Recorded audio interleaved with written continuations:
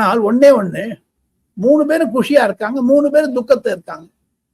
திமுகவும் குஷியா இருக்காங்க, துக்கத்துல இருக்காங்க. அதிமுக குஷியா இருக்கா, துக்கத்துல இருக்கா. விஜய் ரொம்ப குஷியா இருக்காங்க, அதே நேரத்தில் துக்கத்துல இருக்கு. காரணம் என்ன?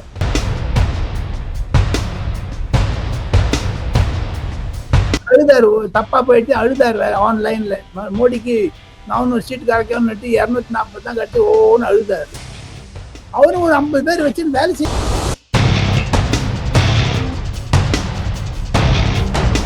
தொங்கு சபைக்கு நோக்கித்தான் போகிறதோ என்று சந்தேகம் கூட வருது. ஃபோர்த்து, நீ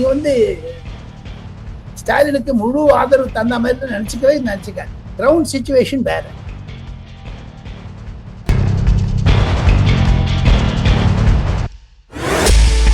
திமுகவுக்கு ரொம்ப கொடுக்குறான்னு நீங்க கேட்டீங்க. வட இந்திய பத்திரிகையாளர் அந்த மாதிரி பண்ணல. வட இந்திய பத்திரிகையாளருக்கு சொல்லப்பட்டது அப்படி பார்த்து போனா சர்வேக்கு இருந்த மகத்துவம் போயிடுச்சு பாரு. உதாரணத்துக்கு சொல்றேன், சரவண பவன்ல ஒரு 10 வருஷத்துக்கு முன்னாடி போனீங்கன்னா சாம்பார் நல்லா இருந்து எல்லாத்துக்கும் போய் சாம்பார் ஒரு பர்டிகுலர் இடத்துக்கு போய் தான் சாம்பார் சாப்பிடும். அது டெல்லியில, பாம்பேல, கல்கட்டால, லண்டன்ல, ஆஸ்திரேலியால எல்லாம் பிரான்ச் ஓபன் பண்ணப்போ அந்த சாம்பாருடைய இது குறைஞ்சி போச்சு. பெரும்பாலான நிறுவனங்கள் திமுகவுக்கு ஆதரவா போஸ்ட் போல் கருத்து கணிப்பு முடிவுகளை வெளியிட்டு இருக்கிறாங்க. இது மாதிரி கடந்த தேர்தலையும் திமுகவுக்கு ஆதரவா கணிப்புகள் வெளியானாலும் முடிவுகள் திமுகவுக்கு பாதகமா அமைஞ்சிருக்குது. எதனால தொடர்ந்து இத்தகைய கணிப்புகள் திமுகவுக்கு ஆதரவாகவே இருக்குது. பட் குறைஞ்சது ஒரு 20 சர்வே வந்திருக்குப்பா. 20ல நான் பார்க்கறது மட்டும் எடப்பாடி பழனிசாமிக்கும் ஜேவிசி ஸ்ரீராம் சொல்லியிருக்காரு, இன்னொருத்தர் கூட சொல்லியிருக்காங்க, நியூஸ் 18. அதே மாதிரி விஜய் கூட வரணும்னு இந்தியா டுடே சொல்லியிருக்கு. ஸோ 3 பேருக்கும் குஷி பண்ணிட்டாரு. டிஎம்கே கொண்டு பண்ணலையே. இப்போ அந்த 20 பேர் பண்ணிக்கக்கூடிய சர்வேல 3 விதமா தான் வருது. தங்களுடைய இக்னேட் நேயர்களுக்கு சொல்லிக்கொள்ள வேண்டும் என்றால், திமுகவிற்கு பெரும்பான்மை, அதிமுக ஆட்சி அமைக்கும், விஜய் ஆட்சி அமைப்பார். 3 கருத்து வெளில வந்திருக்கு. அவன் ஒரு சர்வே பண்ண அப்புறம் அந்த சர்வேக்கு மரியாதை கொடுக்கணும். நம்ம அவ கஷ்டப்பட்டு பண்ணியிருக்காங்க, அவளுடைய விதத்துல அவளுக்கு கிடைச்சி சமைத்து வச்சிருக்காங்க. நம்ம யாரையும் கிரிட்டிசைஸ் பண்ண போறது கிடையாது. ஆனா ஒரே சமயத்துல ஏன்னா ஒத்ததான் ஆட்சிக்கு வர முடியும். ஒவ்வொரு சர்வேயும் ஒவ்வொரு தகவலை சொல்லுவதாகத்தான் நான் நினைக்கிறேன். நேற்று நான் டைம்ஸ்ல இருந்தேன், இந்தியா டுடேல இருந்தேன், ரிப்பப்ளிக்ல இருந்தேன், பர்காதத் பண்ண அவ கூட ஒரு சர்வே பண்ணிருக்கேன், அதுலயும் இருந்தேன் அந்த டெலிவிஷன் எல்லாம். பட் என்னுடைய கருத்து என்னன்னு கேட்டீங்கன்னா, எடப்பாடி பழனிசாமி என்டிஏ ஆட்சி அமைக்கும். திராவிட முன்னேற்ற கழக அரசாங்கம் தோல்வி அடைந்து விட்டது. விஜய் 2031 அந்த சீட்டு வரக்கூடியும். அவ என்னென்ன ப்ரொஜெக்ட் பண்ணியிருக்காலும் ஆக்சிஸ் இந்தியா பண்ணது 2031 வரும். இப்ப இருக்கிற சமயத்துல விஜய் திமுக ஓட்டை பிரிக்கிறாரு, திமுகவுக்கு எதிராக போறாரு, அதிமுகவுக்கு மறைமுகமா ஹெல்ப் பண்றாரு. இப்ப பாருங்க, இந்த 3த்தையும் வச்சு பாத்தீங்கன்னா தமிழ்நாட்டுல ஒரு தொங்கு சபைக்கு நோக்கித்தான் போகிறதோ என்று சந்தேகம் கூட வருது. ஃபோர்த்து, நீ ஸ்டாலினுக்கு முழு ஆதரவு தந்த மாதிரி நினைச்சுக்காது. கிரவுண்ட் சிச்சுவேஷன் வேற. பொதுமக்களிடையே ஒரு விரோதம் இருக்கிறது. திராவிட முன்னேற்ற கழக அரசாங்கத்திற்கு எதிராக கள்ளச்சாராயம், போதை, இதெல்லாம் எலெக்ஷன் இஷ்யூ ஆயிடுச்சு. இனிமேல் விட்டுருங்க, அதெல்லாம் பேசக்கூடாது. இனிமேல் பாக்ஸ்ல பண்ணியாச்சு. 4ஆம் தேதி ஓப்பன் பண்றாங்க. இன்னிலேருந்து 4ஆம் தேதி மட்டும் ஒரு டென்ஷன்ல இருக்கா, எல்லாம் பல்ல கடிச்சுட்டு இருக்காங்க. நான் 2-3 பத்திரிகையாளர்கிட்ட பேசினேன், பத்திரிகையாளர்கிட்ட, நியூஸ் பேப்பர் கார்ட்ட பேசினேன், 2 தலைவர்கிட்ட பேசினேன், ஒரு முக்கிய தலைவர்கிட்ட பேசினேன்.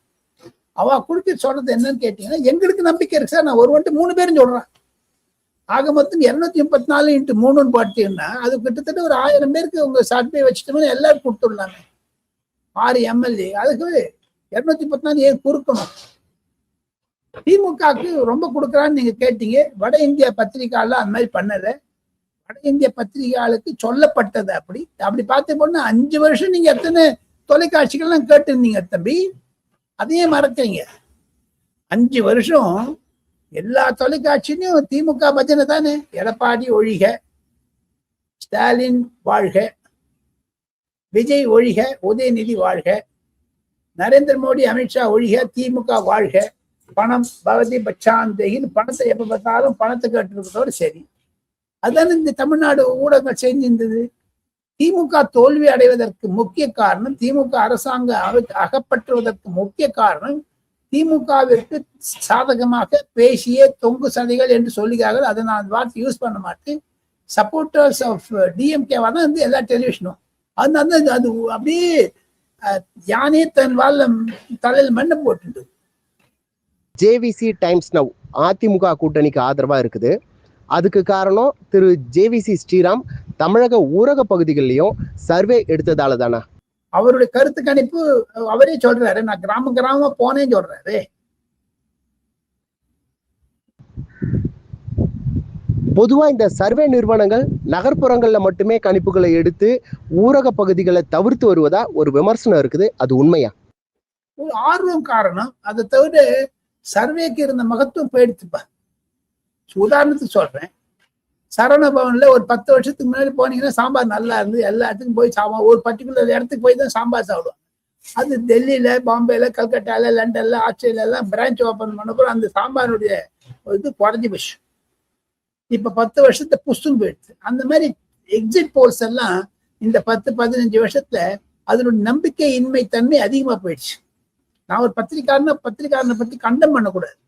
அதனுடைய இம்பார்ட்டன்ஸ் பொட்டன்சி விட்டு போயிடுச்சுன்னா என்னுடைய கருத்து. ஆக்சிஸ் போல் பிரதீப் குப்தா தமிழக வெற்றி கழகத்துக்கு பெருவாரியான எண்ணிக்கையை கொடுத்திருக்கிறாரு. எதனால இத்தகைய ரிஸ்க் எடுத்திருக்கிறாரு? அவர் முதல் தடவை ராங்கா போனது இல்லை. ஏன் தெரியுமா? 2 தடவை ராங்கா போயிட்டாரு. அழுதாரு, தப்பா போயிட்டு அழுதாரு. ஆன்லைன்ல மோடிக்கு 400 சீட்டு கிடைக்கணும்னு 240 தான் கிடைச்சு ஓன்னு அழுதாரு. அவரும் ஒரு 50 பேர் வச்சு வேலை செய்யறாரு. இப்ப அவருக்கும் பணம் வருது, அவரும் சம்பளம் கொடுக்குறாரு, அவரும் ஒரு தொழில் நடத்துறாரு, அவரும் ஒரு கடை வச்சிருக்காரு. அதுக்கு நம்ம மரியாதை கொடுக்கணும். எப்படி நடந்து கேட்டு நீங்க சொன்ன மாதிரி அதுல தப்பு கண்டிப்பு குடிக்க கூடாதுன்னா என்னோட கருத்து. ஏன் தெரியுமோ?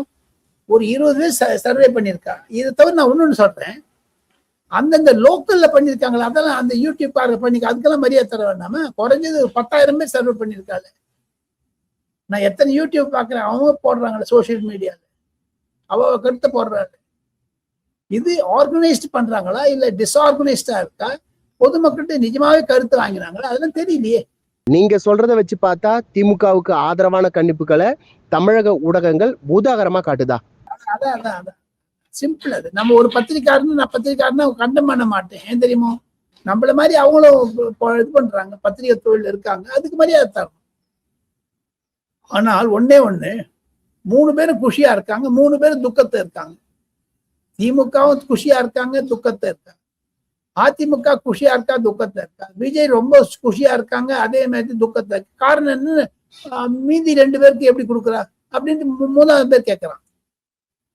இன்னைக்கு கரெக்டான ஒரு 5-6 பேர் சென்னையில இருந்து போன் வந்தது. எனக்கு கிடைச்ச ஒரு தகவல் என்னன்னா இதுதான், எப்படி பண்றாங்க அப்படின்னு. மேற்கு வங்கம், அஸ்ஸாம், கேரளா, புதுச்சேரியோடைய போஸ்ட் போல் கருத்து கணிப்புகள் பாஜகவுக்கு ஆதரவா வந்திருக்குது. அது பற்றி உங்களுடைய பார்வை? கேட்டால் உழைப்பு. யார் நன்னா உழைச்சாங்களோ அவங்களுக்கு எல்லாம் சென்ட் மார்க் வாங்க. நான் என்னோட ஒரு பரீட்சை எழுதின ஒரு பையன், என்னோட 1ஆம் கிளாஸ்ல இருந்து 12ஆம் கிளாஸ் மட்டும் தான் என்னோட. அவன் பேர்லாம் சொல்றதுக்கு இஷ்டம் இல்லை. அவரும் என்ன மாதிரி வச்சு எந்த எக்ஸாம்லையும் பாஸ் பண்ணிடுவான். தினம் வீட்டுல நோட்டு பண்ணிட்டே இருப்போம், அது மெமரி பண்ணிட்டே இருப்போம். நாங்கள் தான் கிண்ட பண்ணுவோம் அவனை. ஆனா ஃபர்ஸ்ட் வந்துடுவோம். யார் உழைக்கிறாளோ அவளுக்கு ஃபர்ஸ்ட் வருவா. இப்ப திமுக உழைச்சா அவளுக்கு ஃபர்ஸ்ட் வருவாளா இல்லை 4ஆம் தேதி தெரியும். நீங்க பிஜேபி பத்தி சொன்னீங்க, வெஸ்ட் பெங்கால்ல எவ்வளவு தூரம் உழைச்சிருக்காரு அமித்ஷாவும் நரேந்திர மோடியும் பிஜேபி காரெல்லாம் சொல்லவே இல்லையே.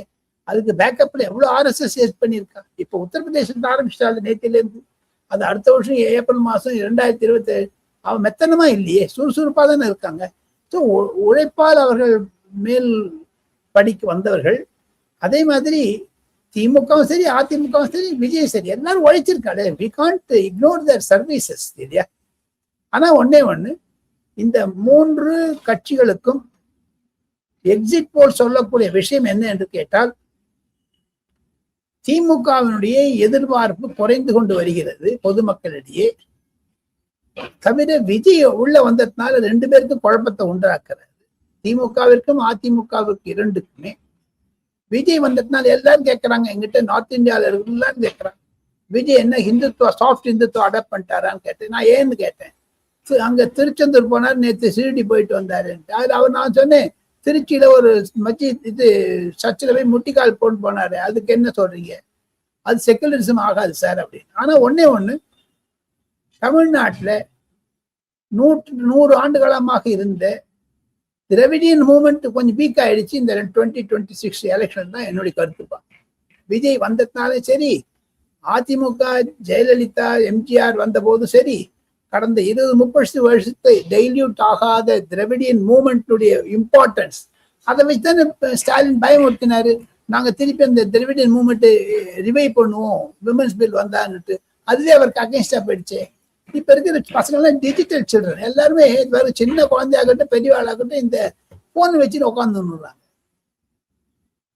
தமிழ்நாட்டுல திராவிடியன் வர்சஸ் இந்துத்துவான் வந்தாச்சு, இனிமேல் யாராலும் மாத்த முடியாது பார்த்தேன்.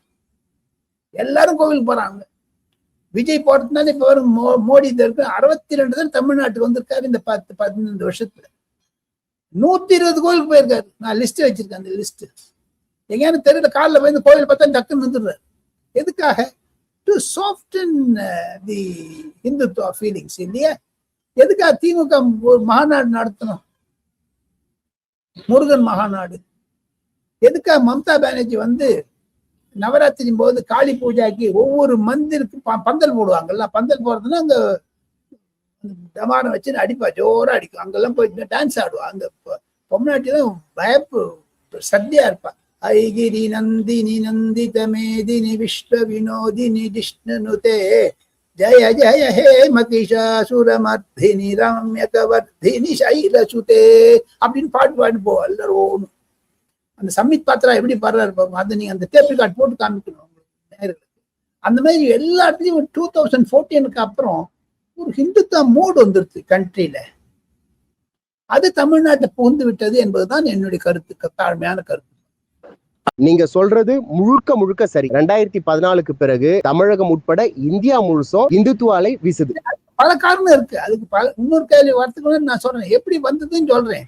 திராவிடியன் மூவ்மெண்ட் எப்படி மங்கி விட்டது, டெசிமேட் ஆயிடுது திராவிடியன் மூவ்மெண்ட். காரணம் ஈவி ராமசாமி நாயக்கருக்கு இருந்த ஒரு மரியாதையும் அவருக்கு செய்த ஒரு புரட்சியும் இப்போ உதயநிதி கிட்ட இல்லையா? அது எங்க தாத்தா ஈவி ராமசாமி கிட்ட அரெஸ்ட் பண்ணிருக்கேன். நான் பார்த்திருக்கேன். எங்க தாத்தா நான் படிச்சேன். தார்மிக்கு இன்னும் ஒரு பேப்பர் நடத்தியிருந்தார். அவ்வளவு கஷ்டப்பட்டு 12 நாம் போட்டு போவார். எல்லாம் குடிமை அறக்கிறெல்லாம் வருவாங்க. அவன் எதிர்த்து கிறிஸ்டியன் ப்ராபகண்டாக்கு ஸ்டாப் பண்ணாரு எங்க தாத்தா. I am proud to say that. நான் அவரோட கூட போகும்போது நடந்துதான் போவேன், செருப்பே போட்டுக்க மாட்டேன். அந்த அந்த இதுல அந்த அப்பேற்பட்ட ஒரு பரம்பரையில வந்தவன் நாக்கு ஒரு ஓப்பனா சொல்ல முடியும், தமிழ்நாட்டுல இந்த ஹிந்துத்துவா ஃபீலிங் செட்டின் ஆயிடுச்சு. அதுக்கு காரணம் என்னன்னு, நரேந்திர மோடி 150 தடவை மன் கி பாத் பேசும்போது தன்னுடைய ஆதங்கங்களை தெரிவித்திருக்கிறார். தமிழ்நாட்டில் வந்து ஒரு கூட பெற்றவர்களுக்கு பத்மஸ்ரீ கொடுத்திருக்காரு, பாம்பு பிடிக்கிறவனுக்கு பத்மஸ்ரீ கொடுத்திருக்காரு. ஒரு முடி திருத்தகத்தை சலூன்ல ஒரு பையன் வந்து நூல் லைப்ரரி வச்சுட்டு பக்கத்தை அவனுக்கு ரேடியோ வச்சுட்டு டெலிவிஷன் வச்சுட்டு கம்ப்யூட்டர் வச்சுட்டு ஹேர் கட் பண்றாரு. அதை மன் கி பாத்ல போட்டாரு. அந்த பையனுக்கு அவ்வளவு விளம்பரம் வந்துடுது ஆல் ஓவர் இந்தியால. அந்த மாதிரி பிரைம் மினிஸ்டர் வந்து ஹிந்துத்துவாக்குன்னு இல்லை, தமிழ்நாடு புகழ்ந்து பேசிட்டாரு. எத்தனை பேருக்கு பத்மஸ்ரீ கொடுத்துருக்காரு? 12 லட்சம் கோடி கொடுத்தேங்கிறாரு தமிழ்நாட்டுக்கு. இவங்க என்ன பண்ணாங்க? மோடிக்கு அவருடைய ஒரு சேவை என்பது தமிழ்நாட்டுக்கு அதிகமாக இருக்கிறது. காரணம் என்ன என்று கேட்டால், தமிழை காசி தமிழ் சங்கம் விட்டு 4 வருஷமா பண்ணிட்டு இருக்காரு. அதுக்கு RN ரவி போன்றவங்கலாம் பண்ண, கவர்னர் வச்சுன்னு பண்ண, எவ்வளவு கஷ்டப்பட்டார். 15 ஃபர்ஸ்ட் டைம் இலங்கைக்கு போயிட்டு வந்தார். தமிழ்நாடு இலங்கை தமிழர்கள்லாம் பார்க்கறது. எந்த பிரைம் மினிஸ்டர் ஸ்டாலின் போயிருக்காரா? இல்ல வைகோ தான் போயிட்டு, வைக்கோடு நான் போயிட்டு வந்திருக்கேன்ப்பா. வைகோக்கு ஒரு சல்யூட். எந்த தலைவர் போயிட்டு வந்திருக்கான் சொல்லுங்க பாப்போம். இதெல்லாம் வச்சு பாத்தீங்கன்னா யூ கெட் a feeling. உங்களுடைய கடைசி கணிப்புகள் என்ன? எந்தெந்த கட்சிகள் எவ்வளவு இடங்களை கைப்பற்றும்? நான் தப்பா போகக்கூடாதுன்னு நினைக்கிறேன். தப்பா போனால் நான் வருத்தம் தெரிவிக்கிறேன். எடப்பாடி பழனிசாமி தலைமையில் ஆட்சி அமையும். கம்ஃபர்டபுள் மெஜாரிட்டி இருக்கும். பாஜக அதில் ஆட்சிங்க, பாமக மற்றும் டிடிவி தினகரனால்தான் இருப்பாங்க. திராவிட முன்னேற்ற கழகம் 3வது இடத்துக்கு தள்ளப்படும். திராவிட முன்னேற்ற கழகத்துடைய கூட்டணிக்கு ஒரு 60 சீட் வந்து அதிகம். டிவிக்கு என்னை பொறுத்த மட்டும் நம்மள போல் ஸ்டார்ட் பண்ணவே இல்லை. இது வந்து கருத்து கணிப்பு கிடையாது, அந்தாஜாசே, அதாவது ஒரு ரஃபா கொடுக்கறது. 35 சீட்டு 25லேருந்து 30 இல்ல மேக்சிமம் 32 33 மட்டும் டிவிக்கு எடுத்துருவாங்க சார். நீங்கள் 5 மாதங்களுக்கு முன்பே டிவிக்கே 30 இடங்களுக்கு மேல வெல்லும்னு சொல்லியிருந்தீங்க. அதே மாதிரி இந்த கருத்து கணிப்புகளும் ஒரு சில அந்த எண்ணிக்கையை கணிக்குது. நான் தவறா போறது கூட சரி, எதுவும் இது எப்படி அவ்வளவு சட்டுன்னு வெள்ளமயில் ஆயிடாது. ஏதோ பாராட்டுதலுக்கு நன்றி.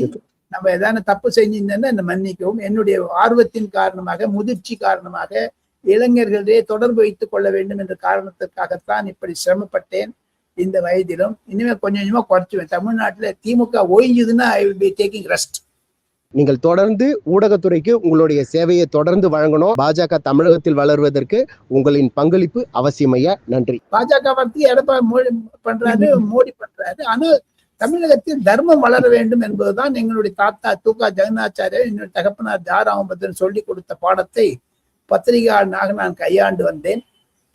என்னுடைய மூதாதையருக்கெல்லாம் நன்றியை சொல்லி அவள் என்னை வளர்த்தா, அவ்வளோ கஷ்டப்பட்டு வளர்த்தாங்க. நான் ரொம்ப கஷ்டப்பட்டு பத்திரிகையில ரொம்ப கஷ்டப்பட்டு வளர்ந்துருக்கு வந்தாலும் அதனால ஒரு துக்கம் வருது. நான் நியூஸ் பேப்பர் வித்திருக்கேன், மார்ச் ஆதி நேஷன் போட்டு. நான் சென்னையில சைக்கிள் விட்டு போவேன் எனக்கு தனியா. அப்படி இருந்தவன் பெருசா வந்ததுக்கு தங்கள்லாம் எனக்கு ஒரு உதவி செய்தீர்கள். அனைத்து தமிழர்களுக்கும் என்னுடைய நன்றிகள் சொல்லி வணக்கம், விடைபெறுகிறேன். நமஸ்காரம்.